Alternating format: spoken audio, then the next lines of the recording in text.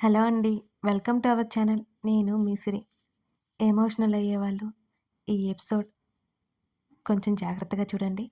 ఇక కథలోకి వెళ్ళిపోదాం. ఆ రోజు రిషి ఇంటికి రాలేదు. మరుసటి రోజు ఉదయాన్నే అతను వచ్చేసరికి నేను లేచి ఉన్నాను. నేను హాస్పిటల్‌కి వచ్చి వెళ్ళిన విషయం ఇతనికి తెలిసే ఉంటుంది. దాని గురించి అడుగుతాడా? లేకపోతే తిడతాడా? ఎలా ఉంది రాహినికి? అని అడిగాను ధైర్యం చేసి. డిశ్చార్జ్ చేశారు చెప్పేసి వాష్‌రూమ్‌లోకి వెళ్ళిపోయాడు. షవర్ శబ్దం అరగంట పాటు ఆగలేదు. తప్పక నేనే తలుపు తట్టాను. వదిలేస్తే ఎంతసేపైనా అలాగే ఉంటాడని. అతడు బయటకొచ్చి, ఏంటి?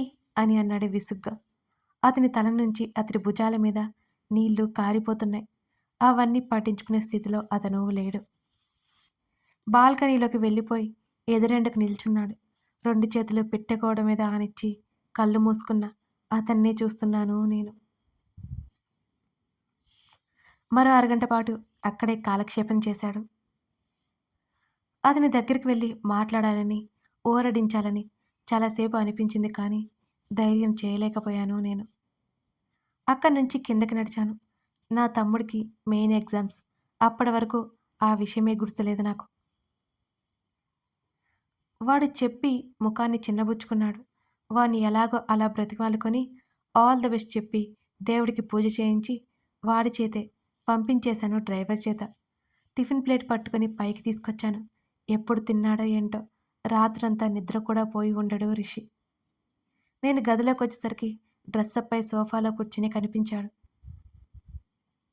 తనకెదురుగా వెళ్ళిన నా వైపు తల ఎత్తి చూశాడు. నీకోసమే శాంతమ్మ ఇచ్చింది అంటూ ప్లేట్ ముందుకు పెట్టాను. నేను తెచ్చానంటే తీసి నా మొహానే కొడతాడు. అందుకే శాంతమ్మ పేరు చెప్పాను. నాకు ఆకల్లేదు తీసేయ్ అన్నాడు అదే గంభీరమైన ముఖంతో. భయపెట్టో బెదిరించో భోజనమైతే తినిపించలేను. ఎంత స్ట్రగుల్ అవుతున్నాడో నాకు అర్థమవుతోంది.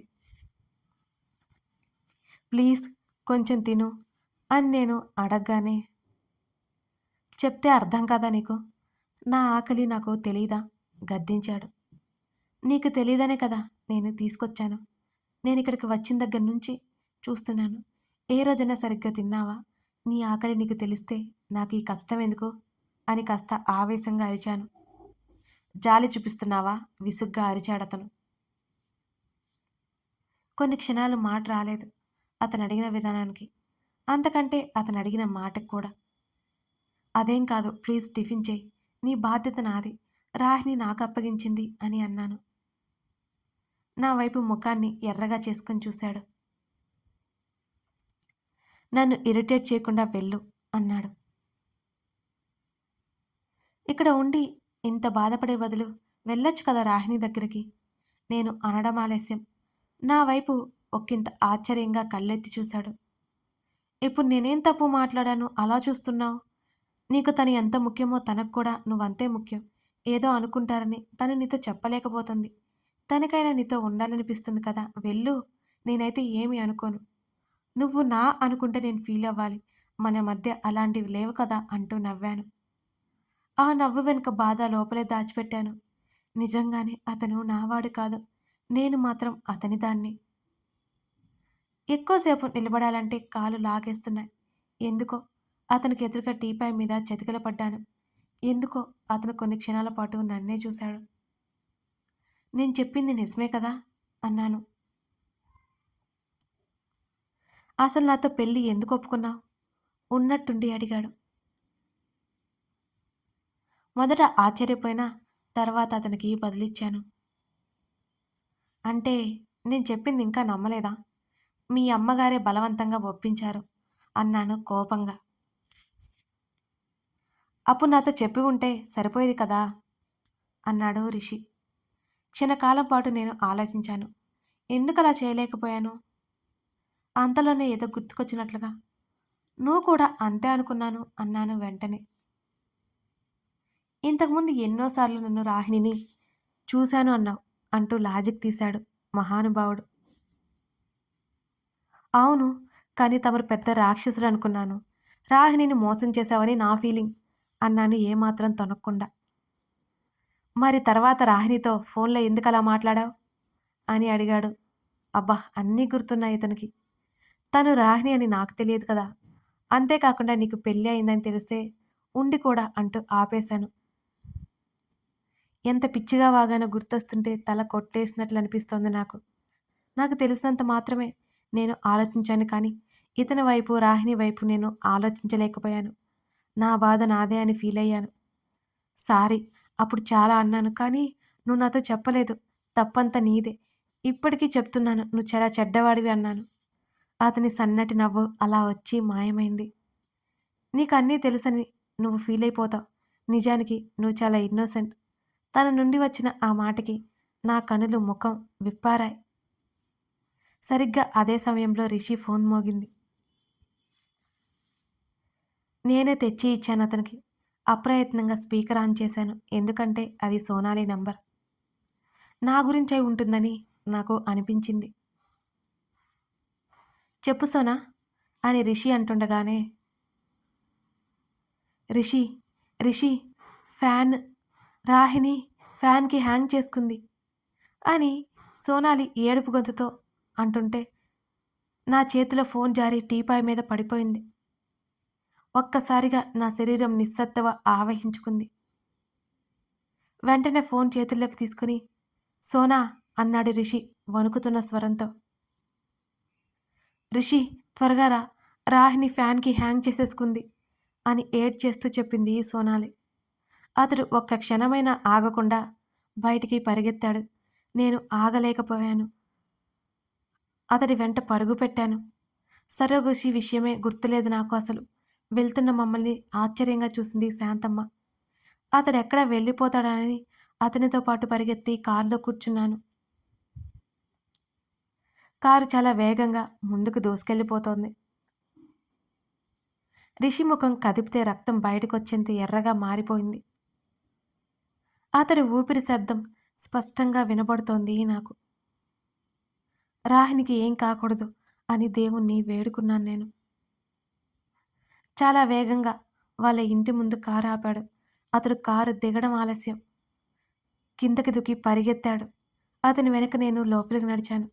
నేను ఇంట్లోకి వెళ్ళేసరికి అతనెప్పుడో మెట్లెక్కి పైకెళ్ళిపోయాడు కూడా.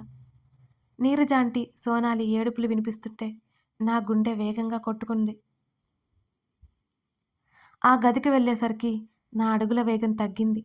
నా గుండె వేగం బయటికే వినిపించేంత గట్టిగా కొట్టుకోసాగింది. ఒళ్ళంతా చెమటలు పట్టాయి. మెల్లిగా రాహిణి గది తలుపు దగ్గరికి వెళ్ళాను. నీరజ గారి ఒడిలో తల పెట్టుకుని కళ్ళు మూసుకుని కనిపించింది రాహిణి.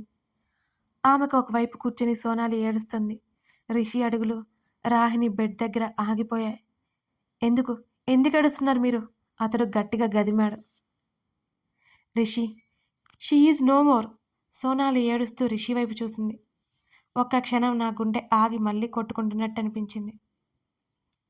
షటప్ సోనా, పిచ్చి పిచ్చిగా మాట్లాడుకో అంటూ ఆమె పక్కన కూర్చొని రాహిణిని తన వైపు లాక్కున్నాడు నీరజ గారి నుంచి. బంగారం, బంగారం ఇటు చూడు అంటూ రాహిణి చెంపల మీద కొడుతూ అతడు పిలుస్తుంటే ఆమెలో చలనం లేదు. వాడిన తోటకూర కాడలా అతని చేతుల్లో వాలిపోయింది రాహిణి. నీరజ గారు గట్టిగా ఏడుస్తూ స్పృహ తప్పి పడిపోయారు. రిషి అలుపు లేకుండా రాహిణిని పిలుస్తూనే ఉన్నాడు. బంగారం యాక్ట్ చేయకు, లే బంగారం లే. అతడు వణుకుతున్న గొంతుతో ఆమెను తట్టి లేపే ప్రయత్నం చేస్తూ స్పృహలోకి తీసుకురావాలని చూస్తున్నాడు. గడప దగ్గర కుప్ప కూలిపోయాను నేను. అంతకంటే అడుగు ముందుకు వేసి ధైర్యం లేకపోయింది నాకు. రిషి, మన రాహిణి ఇక లేదు, సోనాలి వెక్కిల మధ్య చెప్పింది. అతడు నిశ్చేష్టుడైపోతూ రాహిణిని చూస్తున్నాడు. మౌనం అక్కడ నిలబడి విరగబడి నవ్వుతోంది. రాహిణి చెంప మీద చేతులు వదిలేసి చలనమే లేనట్టు ఆమెనే చూస్తున్నాడు రిషి. అతని చేతులు విపరీతంగా వణికిపోతున్నాయి.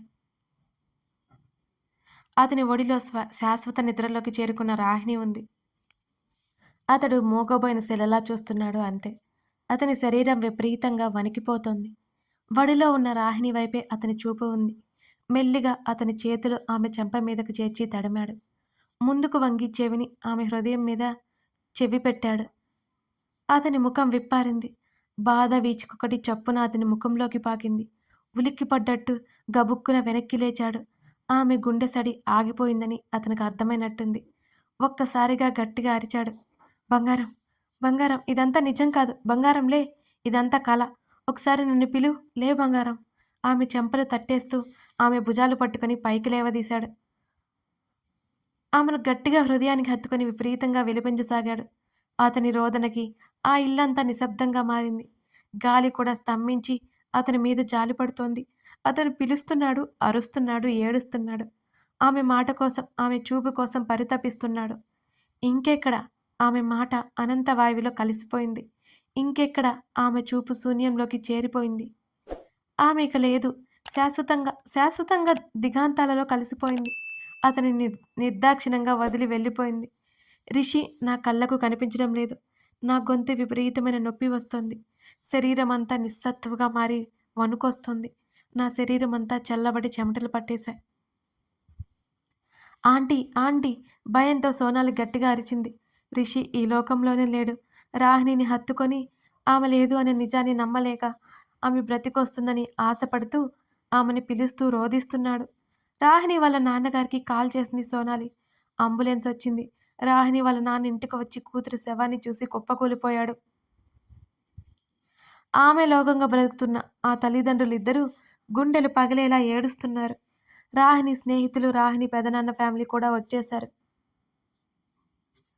అక్కడంతా కన్నీటి వర్షమే. అక్కడంతా శ్మశాన రోదనే. రిషి రాహిణిని వదల్లేదు. అతని కంట్లో నీళ్లు ఇంకిపోయాయి. అతని నుంచి ఆమెను వేరు చేసి కిందకి తీసుకెళ్ళిపోతుంటే ఆమె చేతిలో నుంచి తెల్లటి కాగితం నా ముందు పడింది. అది తెరిచి చూశాను. ఈ నొప్పి నేను భరించలేకపోతున్నాను. రిషి, నన్ను క్షమించు అని రాసి ఉంది. ఆ కాగితం నా పిడికిలిలో ఊపిరాడనంత ఇదిగా ముడుచుకుపోయింది. నాకు వెక్కిళ్ళు వచ్చేస్తుంటే నోటికి చెయ్యడ్డు పెట్టుకుని రిషి కోసం కిందకి పరిగెత్తాను. తెల్లబట్ట మీద పడుకోబెట్టారు. ఆమె మీద తెల్లని వస్త్రం కప్పారు. తల పక్కన దీపం పెట్టారు.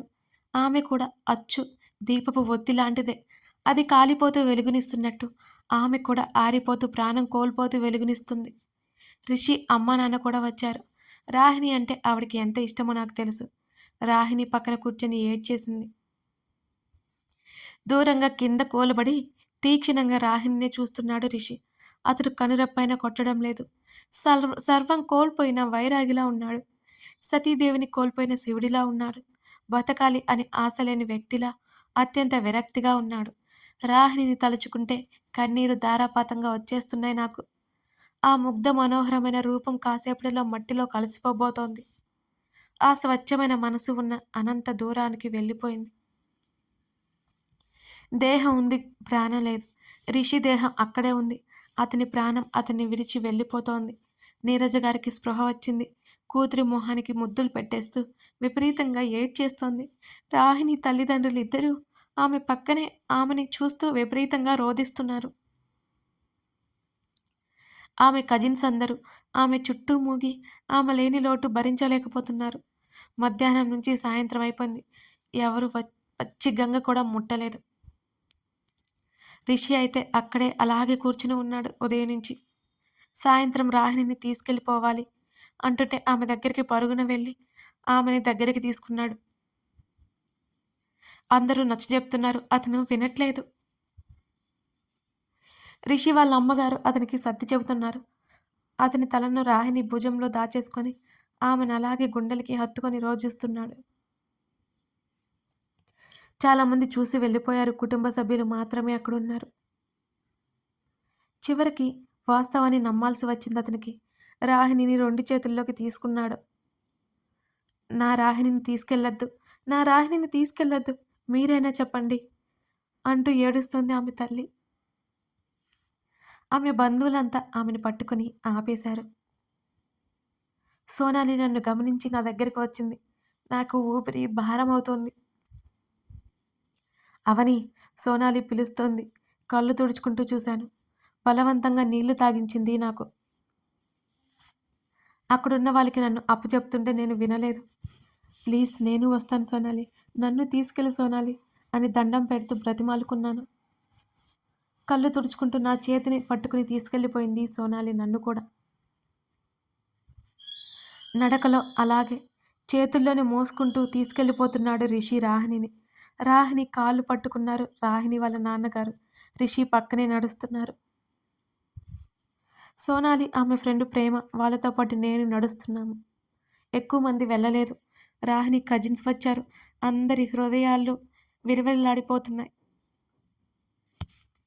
రాహిణిని చూసుకుంటూ ముందుకు అడుగులు వేస్తున్నాడు రిషి. ఆ ప్రదేశం రాహిణి వాళ్ళ నాన్నగారిదట. అక్కడ ఆల్రెడీ ఖననం చేయడానికి సిద్ధం చేశారు.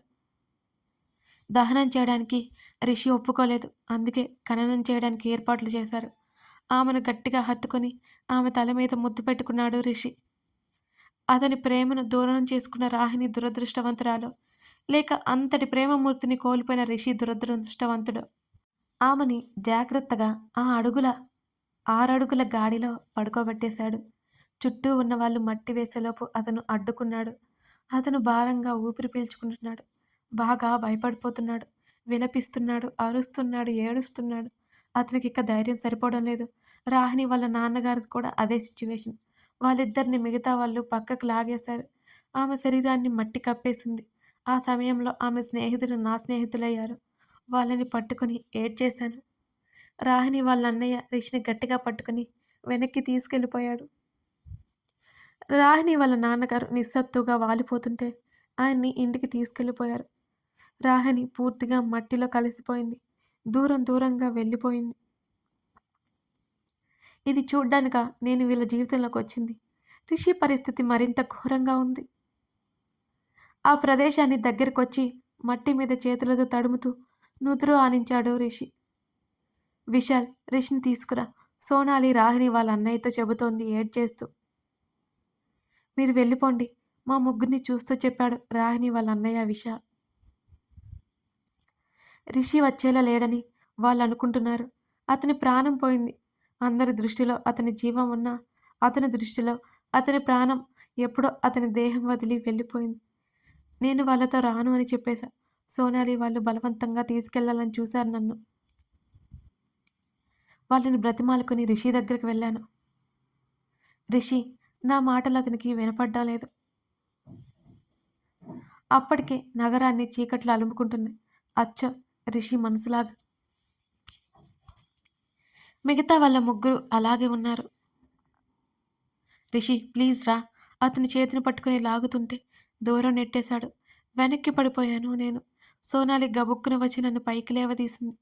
మోచేతులు కొట్టుకుపోయినా చిటికెడ నొప్పి కూడా తెలియలేదు నాకు. అందరూ వెళ్ళిపోండి, గట్టిగా అరిచి ఆ మట్టిలోనే తల పెట్టుకుని కళ్ళు మూసుకున్నాడు. రిషిని చూస్తున్న అందరి కళ్ళల్లో నీళ్లు తిరిగాయి. అందరిలో ఒక్కటే భయం. ఆమె లేని అతని మనుగడ ఏంటి? ఆ ఆలోచనకు విపరీతమైన భయం కలిగింది నాలో. అతడు ఒక్కరిని వదిలిపెట్టాలని నాకు అస్సలు లేదు. మీరు వెళ్ళండి, నేను తీసుకొస్తాను. విశాల్ అంటున్న వాళ్ళనే వెళ్ళిపోమని చెప్పాను నేను. కథ కొనసాగుతోంది. ఈ కథ నచ్చితే లైక్ చేసి మీ స్నేహితులకి షేర్ చేయండి. అలాగే మీ అభిప్రాయాలు తెలపండి. ఇప్పుడే మీరు ఈ ఛానల్ని చూస్తుంటే సబ్స్క్రైబ్ చేసుకొని ఎంకరేజ్ చేయాలని ఆశిస్తున్నాను. Thank you for watching this video. మరో ఎపిసోడ్తో మళ్ళీ కలుద్దాం.